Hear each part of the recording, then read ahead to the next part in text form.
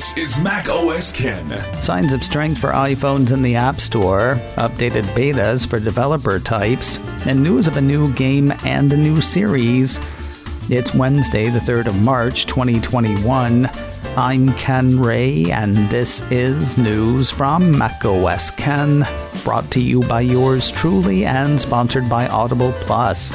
Content that entertains, inspires, and informs.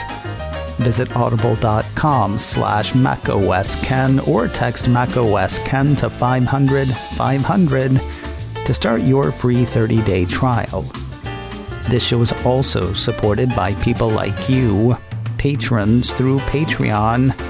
Find out more and add your support at patreon.com/macOSKen.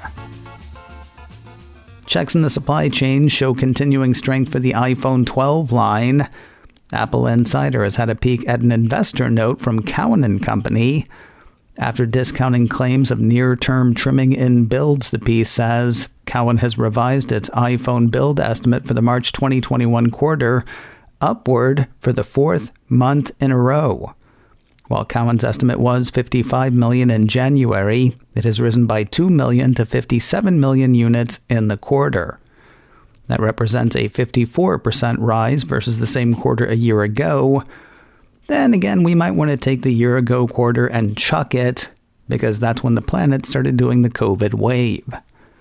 If you're wondering where the strength is, it is straight down the middle, in Cowen's estimation. The firm says Apple's added 1 million each to orders for iPhone 12 and iPhone 12 Pro.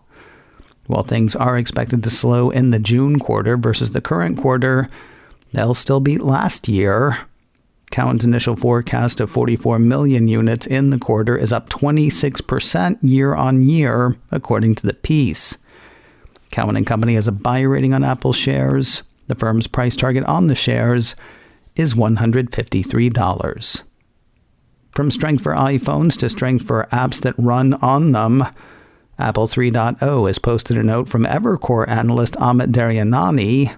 In AdRock's All You Need to Know section, he writes, App Store revenue grew 30% in February, another strong month in what has been a great 6 months for the App Store. Again, year-on-year comparisons are going to be skewed this year, thanks to the arrival last year of the dreaded virus. Still, we'll run the numbers because Daryanani did. He says App Store revenue was up 30% year-over-year in February, up 40% year-over-year in January, and up 31% year-over-year in December. As for segments, growth is broad, according to the note. That said, he says that music was disappointing. It only grew 10% year-over-year. Sounds good to me, but the street is expecting Apple services to grow 16% for the March quarter. Next couple of years are going to make for seriously tough comparisons. According to Daryanani, in terms of App Store revenue, China remains the slowest growing of the major geos, with revenue up 24%. However, it is still well above the single-digit growth rate reported for much of 2020. The solid growth in China also comes despite a difficult comparison, lapping COVID-19 tailwinds, and the 24% rate is an improvement versus the 20% in January. Yeah, it could be confusing for a couple of years. On our way, Daryanani has an outperform rating on Apple shares. His price target on the shares is $163. New betas for the dev types. Mac Rumors ran a couple of pieces on Wednesday, one announcing third developer betas for iOS and iPadOS 14.5, and another announcing a third developer beta for macOS Big Sur 11.3. I've not seen a lot about new stuff in the betas. Not much that wasn't new in previous betas anyway, though there is one feature generating some clicks. Yet another piece from Mac Rumors says the third beta of iOS 14.5 pops an Items tab in the Find My app by default. Developers have been able to play with that before, though it required elfin magic, by which I mean a developer setting had to be toggled, or they had to go into Safari on iPhone or iPad and work some elfin magic. Now, though, the piece says the Items tab appears automatically for all users running the latest beta. MacRumors sees the Persistent tab as a sign that AirTags are on the way relatively soon. Though not officially announced, AirTags are the colloquial name for the ultra-wideband tracking units folks are expecting from Apple. Apple's out with data from its hearing study, and it does not sound good. For a lot of us, it seems our hearing's being wrecked by the world around us, or we're wrecking it ourselves. The Mac Observer ran through some of the study's findings, highlighting some of their highlights. 25% of participants experience a daily average environmental sound exposure, which can include traffic, machinery, public transport, and so on, that is higher than the WHO recommended limit. Average weekly headphone exposure for 1 in 10 participants is higher than the WHO recommended limit. Nearly 50% of participants haven't had their hearing tested by a professional in at least 10 years. And 25% of participants experience some ringing in their ears a few times a week or more, which could be a sign of hearing damage. The ongoing study is being run in cooperation with the University of Michigan School of Public Health. One of the study's leads says the hope is that the study will improve understanding of potentially harmful exposures and help identify ways that people can proactively protect their hearing. More news in a moment, but first a word from Audible, the leading provider of spoken word entertainment and audiobooks. I have a problem. When I turn to podcasts, I turn to news. And that brings me down and makes me want to throw my phone in the ocean. I'm trying to break the constant news habit with Audible Plus. Audible Plus gives you access to thousands and thousands of select Audible originals, audiobooks, and podcasts, including ad-free versions of popular shows, as well as exclusive series. I'm getting into Dracula, an Audible exclusive featuring Alan Cumming and Tim Curry. No, it's not uplifting per se, but it is something different. And they have lots of different stuff from which to choose. Fiction and literature, health and wellness, mystery and thriller, science and tech. Stream as much as you want or download it for offline listening. Walking, working, working out. Anytime is a good time for Audible Plus. And maybe the best part, you can start listening for free. Visit audible.com/macosken or text macosken to 500 to start your free 30-day trial. Whether you're looking to strengthen skills, be more informed, or just be entertained, Audible Plus has tons of titles for you. Visit audible.com/macosken or text macosken to 500 to start your free 30-day trial. Another high-profile app has fallen from the third-generation Apple TV. In early February, we heard that YouTube was killing support for that device. That was followed a week or so later by news that support was ending for the CBS All Access app.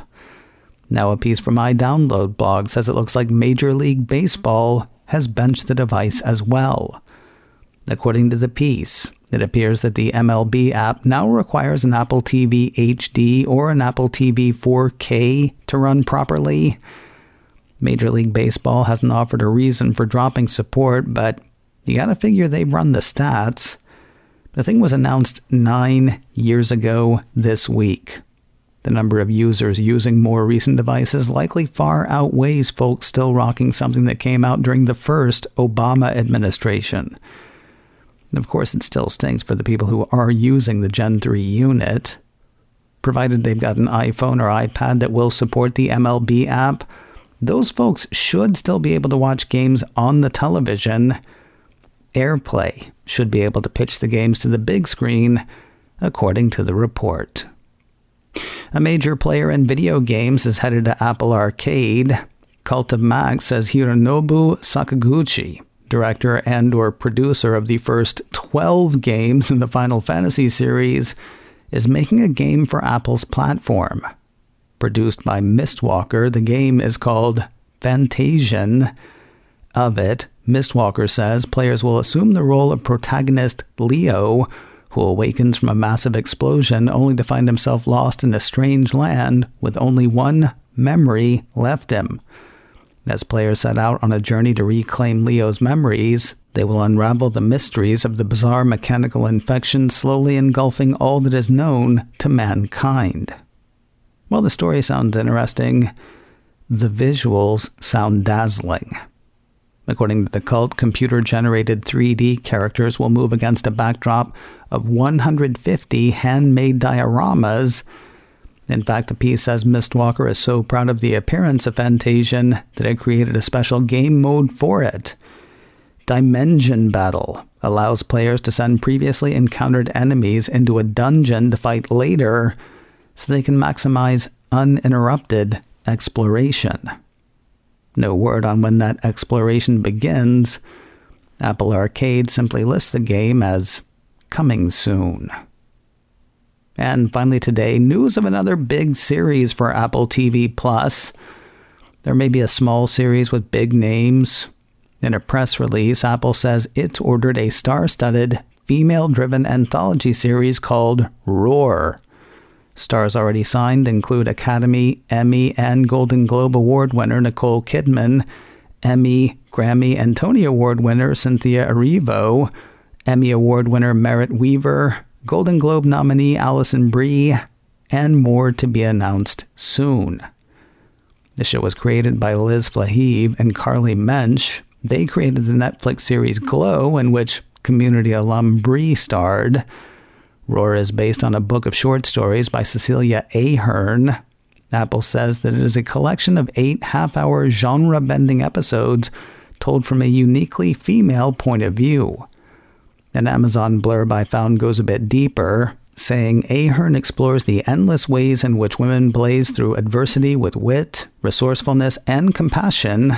Ahern takes the familiar aspects of women's lives, the routines, the embarrassments, the desires, and elevates these moments to the outlandish and hilarious with her astute blend of magical realism and social insight. They're darkly comic feminist fables, according to Apple, or they will be. No word in the piece on when the series will land in the stream. Coming up in a few minutes, this week's guest, Parallel host Shelley Brisbane, was born and raised in Texas. We veer off the tech track for today's show to get an insider's look at the Lone Star State on the heels of the recent winter weather disaster. Boots on the ground in Texas in a few minutes. Look for that show and subscribe wherever you get podcasts. I sort of flamed out on Tuesday's macOS Can Live. Should be back to normal today. Tune in and find out. 3:30 Pacific, 6:30 Eastern on my YouTube channel, youtube.com/kenray. Or if you can't be there live, go where you go for podcasts. Look for the show macOS Can Live and subscribe. And thanks. macOS Can, brought to you by me and sponsored by Audible Plus. Visit audible.com/macosken or text macosken to 500 to start your free 30-day trial. This show is also supported by people like you, patrons through Patreon. Find out more and add your support at patreon.com/macosken. Advertising handled by Backbeat Media. Online at backbeatmedia.com. You can reach me a couple of ways. Info at macosken.com or call 716-780-4080. Until next time, that is news from macOS Ken. I'm Ken Ray.